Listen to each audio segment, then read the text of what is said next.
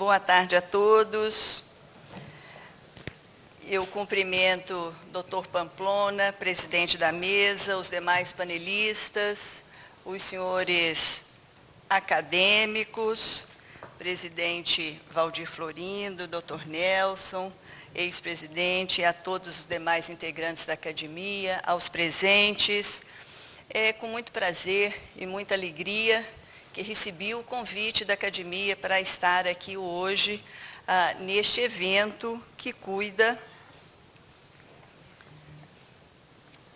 especificamente esse painel sobre os direitos fundamentais do trabalhador, direito à intimidade. Não sei se posso, só para descontrair um pouquinho, doutor Pamplona, dizer aos senhores o porquê dessa fotografia nesse painel aí. Não sei se todos têm o panfleto em que há a programação do evento, e o meu gabinete, quando foi preparar esse PowerPoint, viram a fotografia e disseram que parecia que eu estava com um repolho do lado. Razão pela qual eles trocaram a foto e puseram essa em que dá para perceber que são umas flores. Por isso mesmo, nunca fiz um PowerPoint que tivesse uma fotografia, mas, de qualquer maneira, eles não quiseram deixar passar o repolho na lapela. Eu não sei se ficava chateada, primeiro porque eu tinha escolhido a camélia, era uma camélia na lapela, ou se eu ficava feliz pelo cuidado que eles tiveram em tirar a impressão do repolho. De qualquer maneira, coube-me falar em apenas 20 minutos, especificamente sobre a revista íntima do empregado, no contexto geral desse painel, como disse, dedicado ao tema Direitos Fundamentais do Trabalhador, Direito à Intimidade. Nem é preciso pontuar, mas entendo que devo fazê-lo, que neste curto período de tempo não há como abordar em profundidade todos os aspectos que a matéria sugere e reclama, razão pela qual eu entendi de fazer uma coisa muito simplificada, talvez até didática, esperando que possa passar o meu recado. O tema proposto pretende que se trace um parâmetro de compatibilização à luz da Constituição Federal entre o poder diretivo conferido ao empregador e o direito à intimidade, à honra e à dignidade da pessoa humana inerentes ao trabalhador, quando em discussão a revista do empregado. O direito à intimidade, como todos sabemos, está previsto logo no artigo 5º 10 da Constituição Federal e inscreve-se no rol dos direitos considerados fundamentais, alçando-se, portanto, a cláusula pétrea. No dizer de Margarete Bachelard, consiste no direito que toda pessoa tem de se resguardar dos sentidos alheios, ou seja, no direito de salvaguardar os aspectos íntimos de sua vida, abrangendo a proteção da vida pessoal e familiar e da intimidade do lar e dos indivíduos. A controvérsia que aqui pretende se discutir passa pela contraposição desse direito, plenamente reconhecido a todas as pessoas e, por extensão, ao empregado no ambiente de trabalho, em relação ao poder diretivo do empregador. E o que seria, então, esse poder diretivo do empregador? De acordo com a doutrina, o poder diretivo do empregador decorre da regra que está aqui esculpida no parágrafo 2º da CLT. Diz o parágrafo 2º, considera-se empregador a empresa individual ou coletiva que, assumindo os riscos da atividade econômica, admite, assalaria, e aí vem o que nos interessa, dirige a prestação pessoal do serviço. Do conceito de direção da prestação de serviço, depreende-se que foi conferida ao empregador a possibilidade de proceder à organização, ao controle e à disciplina dos seus empregados. É o que leciona Carlos Henrique Bezerra Leite. Coloquei aí na tela para que pudéssemos acompanhar. Tendo em vista que o empregador assume os riscos da atividade econômica e sendo o empregado um trabalhador subordinado, o artigo 2º consolidado confere àquele, ou seja, ao empregador, o poder de direção, também chamado poder de comando ou poder hierárquico. O poder de direção manifesta-se de 3 formas distintas: o poder de organização, de controle e o disciplinar. Para nós aqui interessa o que vem a ser entendido como poder de controle, também denominado poder fiscalizatório. O poder de controle consiste na faculdade que o empregador possui de utilizar os meios, não qualquer um, mas os proporcionais e os adequados, seja para fiscalizar o cumprimento da prestação de trabalho conforme aquilo que foi pactuado, seja para resguardar o patrimônio empresarial de eventuais condutas de seus empregados. Isso que eu acabo de dizer é também a lição do nosso querido ministro Maurício Godinho Delgado, colega de tribunal. Diz Sua Excelência, poder fiscalizatório ou poder de controle seria o conjunto de prerrogativas dirigidas a propiciar o acompanhamento contínuo da prestação de trabalho e a própria vigilância efetivada ao longo do espaço empresarial interno. Medidas, e ele aí exemplifica como o controle de portaria, as revistas, o circuito interno de televisão, o controle de horário e frequência, a prestação de contas e outras correlatas.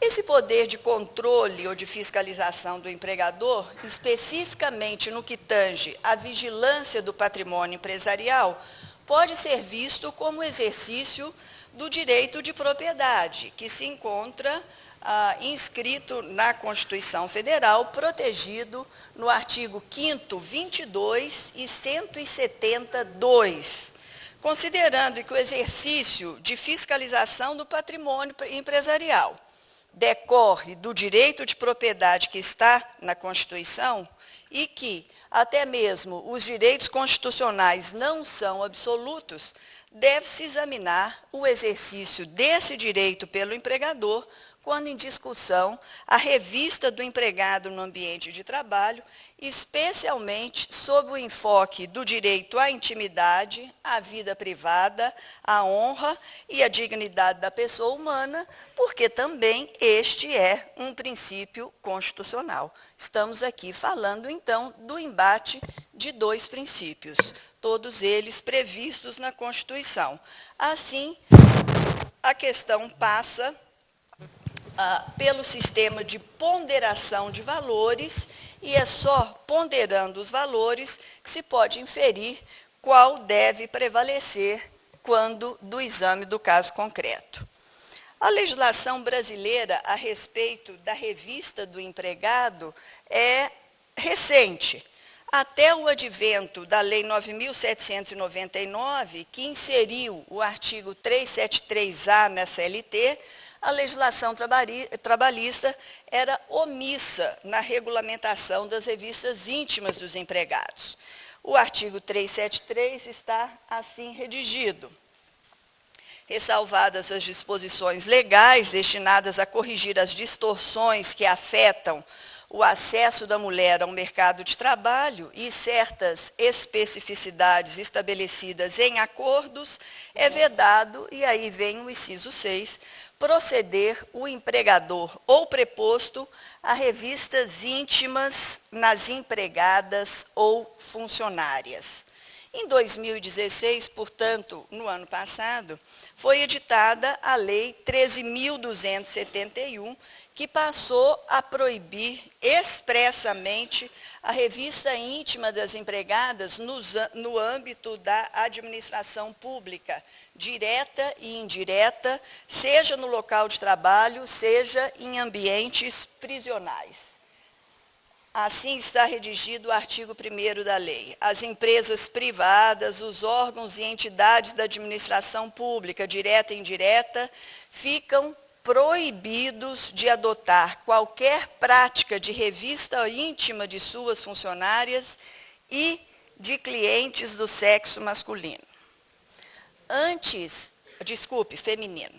Feminino. É porque eu já ia falar dos pobres, dos rapazes, que a essa altura já devem estar pensando que discriminação é essa? Que a legislação só fala das mulheres, não é? Mas, de qualquer maneira, a jurisprudência é pacífica no sentido de que, embora a legislação fale somente de trabalhadora do sexo feminino, isso se estende também aos homens. Portanto, meninos, ainda não chegou a hora da cota de vocês, tá?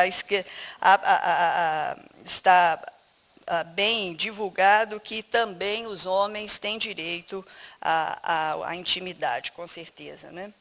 Bom, um segundo aspecto, o primeiro é esse, né, o que eu iria ressaltar aqui, é de que, embora a lei fale em trabalhadora, também se estende ao trabalhador homem, e o segundo aspecto que deve ser respeitado é de que essas disposições legais apenas tratam das denominadas revistas íntimas.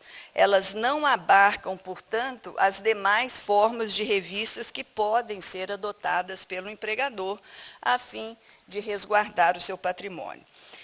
E quais seriam essas formas de revista do empregado? Para sistematizar essa compreensão do tema que estamos tratando, eu trouxe, homenageando a José Afonso D'Alegrave Neto, que pensava estaria compondo aqui o nosso painel, mas que infelizmente não pôde comparecer, trago então o seu ensinamento de que, quando se fala em revistas no ambiente de trabalho, faz-se mister distinguir as suas espécies. Então, são elas as revistas íntimas sobre a pessoa do empregado, a revista íntima sobre os bens do empregado e aquelas revistas não íntimas. A revista íntima sobre a pessoa do empregado revela-se quando há coerção para o empregado se despir ou submeter-se a qualquer ato de molestamento físico que exponha o corpo da vítima. A revista íntima sobre os bens do empregado corresponderia àquela em que os bens do empregado que se encontram no seu ambiente de trabalho, como a mesa, o computador, o armário, são vistoriados pelo empregador. E, por fim, as revistas não íntimas seriam aquelas que ocorrem, como o próprio nome diz, sem contato físico e procedidas à distância, através de passagem em portas de detector de metal, aparelho raio-x, câmeras de vídeo, etiquetas magnéticas, etc. Em linhas gerais, diante desse cenário, é que deve ser apreciada a constitucionalidade da revista do trabalhador adotada pelo empregador. Como eu deveria também falar sobre as tendências dos tribunais, eu fiz uma pesquisa abarcando esses 3 tipos de revista e trago aqui para os senhores, talvez não seja novidade, mas de qualquer maneira bastante interessante. A revista íntima, a pessoa do empregado, em regra, não é admitida, seja pela doutrina, seja pela jurisprudência.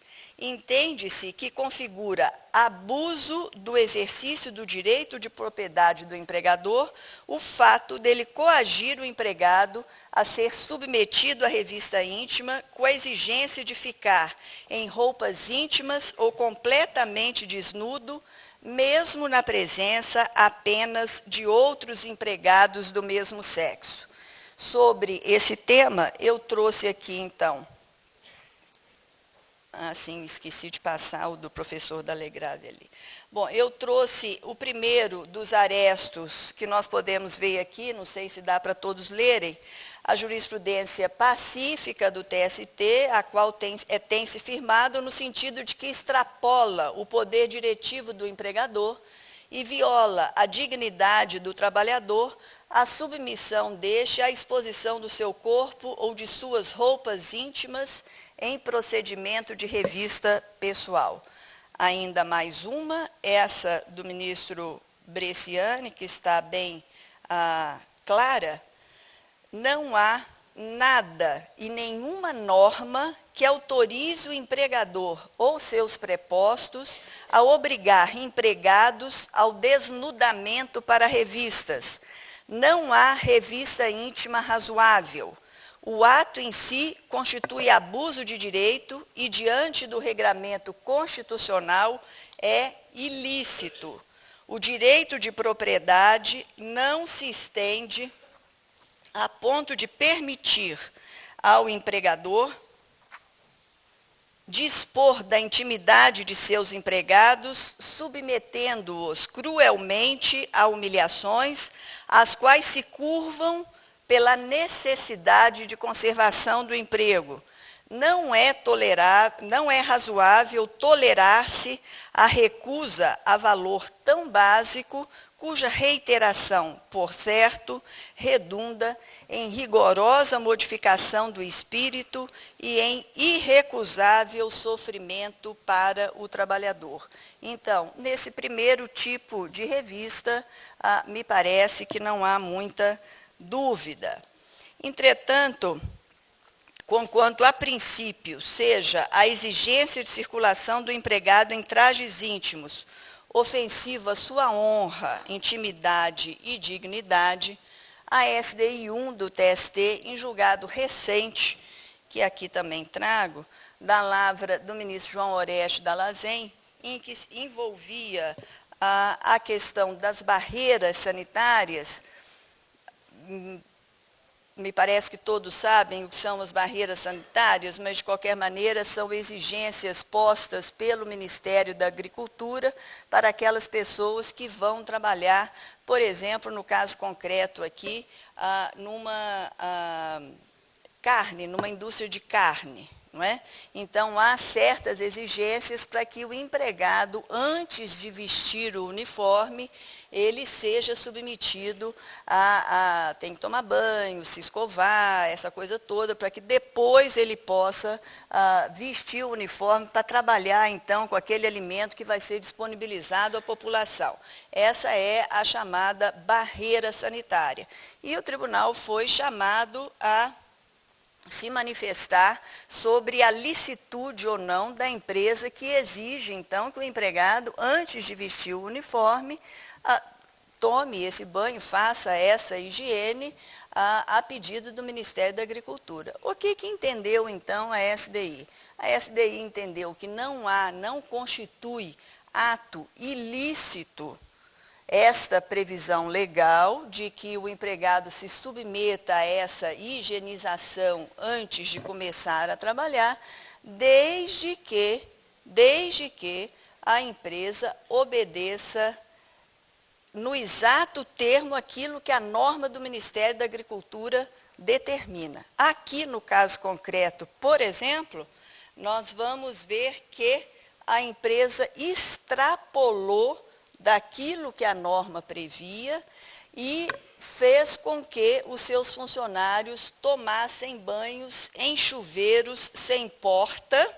ou seja, se expondo, aqui já não passa mais. Eu ia destacar aquilo que está sublinhado ali, bonitinho de amarelinho, mas não tem problema, eu já estou explicando aqui, né? Agora veio, olha aí, está vendo? Antes tarde do que nunca.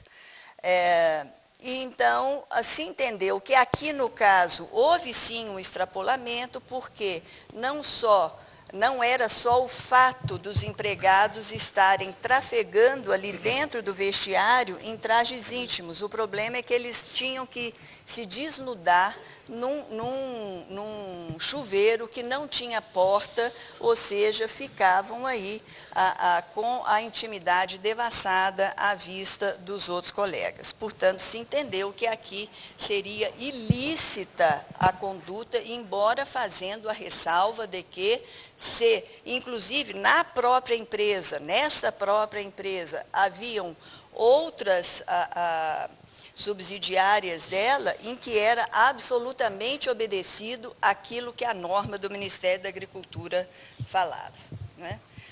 Bom, isso com relação, então, à revista íntima do empregado, e no tocante à revista íntima dos bens, o Tribunal Superior do Trabalho tem perfilhado o entendimento de que, não havendo conduta discriminatória praticada pelo empregador em proceder, por exemplo, a revista apenas em relação a um ou a determinados trabalhadores, nem constrangimento injustificado do empregado, por exemplo, revista realizada sem a presença de terceiros e sem qualquer contato com o trabalhador, afigura-se, ou seja, desde que ele não seja submetido a uma situação vexatória na frente de outras pessoas fora do ambiente de trabalho, essa revista, então, sem nenhum toque no trabalhador, apenas dos seus bens, das bolsas, das sacolas, isso não constitui ilícito e, portanto, não enseja a reparação por dano moral. Aqui também eu trago a jurisprudência unânime a esse respeito. Eu trago também alguns exemplares de julgamentos. A jurisprudência dessa corte tolera as revistas de bolsas, sacolas e pertences apenas em hipóteses nas quais os procedimentos sejam generalizados, sem contato físico e realizados de forma que não expõe o trabalhador a testemunho de terceiros. Ainda um outro, esse daqui da ministra Dora Maria da Costa, nesse mesmo sentido, dizendo que a revista realizada de forma razoável e sem caráter discriminatório não configura por si só ato ilícito a ensejar a indenização por dano moral. Então, aqui parece que não há muita celeuma, né? É óbvio que se a revista transborda disso para o contato físico, tirar roupa, vire a bainha da calça, deixa eu apalpar aqui, apalpar o corpo do empregado nessa revista, e isso é considerado abusivo e, portanto, se julga que é ilícito. O próximo também é no mesmo sentido, também da mesma 8ª turma. As revistas não íntimas, em que não há nenhum contato com o empregado, nem conduta discriminatória do empregador, tem o TST reputado lícita a revista, entendendo que esse procedimento apenas é fruto do exercício regular do poder diretivo do empregador. Também trouxe, eu não sei para onde eu tenho que direcionar isso, porque como está lá em cima, aqui, pronto. Aí, ó. Essa corte firmou o entendimento de que o procedimento de revista pessoal, desde que realizado de forma indiscriminada e sem contato físico com o trabalhador, não configura ato ilícito. Mas esse é revista pessoal ainda. Vamos lá para aquela não pessoal, que é esse, detector de metais. O uso do detector de metal é apenas um procedimento impessoal destinado a preservar de forma válida a incolumidade do patrimônio do empregador e do meio ambiente de trabalho, na forma do artigo 932-3 do Código Civil de 2002, como também em razão da segurança pública no Brasil, uma prática socialmente tolerada, se não desejada, nos mais variados ambientes, desde bancos, aeroportos e repartições públicas, até grandes eventos musicais e partidas de futebol. Então, portanto, me parece que não há muita dúvida em relação a esse último, aliás, a espécie menos invasiva de revista, que é essa com o uso de aparelhos, não é? Ainda há outras jurisprudências, mas que, em benefício do tempo, eu vou passar agora para o próximo. E esse foi um caso interessantíssimo que eu julguei na 4ª turma e trago aqui porque me parece que é interessante. Diz respeito a um agente de disciplina de presídio em que eu tive a oportunidade de me manifestar sobre a possibilidade de se efetuar a revista íntima do agente prisional por se tratar de conduta que visa garantir tanto a segurança no presídio quanto a segurança de toda a coletividade. Entendi e ainda continuo entendendo que mesmo com o advento da lei de 1916 e com a utilização de equipamentos mais modernos para a vistoria do ambiente prisional, quando for estritamente necessário, a fim de se resguardar a segurança da coletividade, deve prevalecer o interesse coletivo em detrimento do direito à intimidade do empregado, visto que, na hipótese, o interesse público tem supremacia sobre o interesse particular. Qual era o caso concreto? Deixa eu ver se eu consigo... Tá certo aí. As premissas fáticas sobre as quais me debrucei naquele processo diziam o seguinte: o autor, como agente de disciplina, trabalhava num presídio, era submetido à revista íntima, e a revista ele tinha que se desnudar, agachar 3 vezes e abrir a boca botando a língua para fora. Essa revista era feita em uma sala fechada, perante 2 colegas que deixavam o turno, e era de pleno conhecimento do autor, desde o curso preparatório para o ingresso na função. O próprio autor, ao deixar o turno, também vistoriava os que entravam para lhe render. O detector de metais e o aparelho raio-x que havia no presídio não se prestavam, atestadamente, não se prestavam a impedir a entrada de drogas no presídio. Se fez até uma indagação e o perito respondeu se não seria o caso, então, de se utilizar cachorros farejadores, né?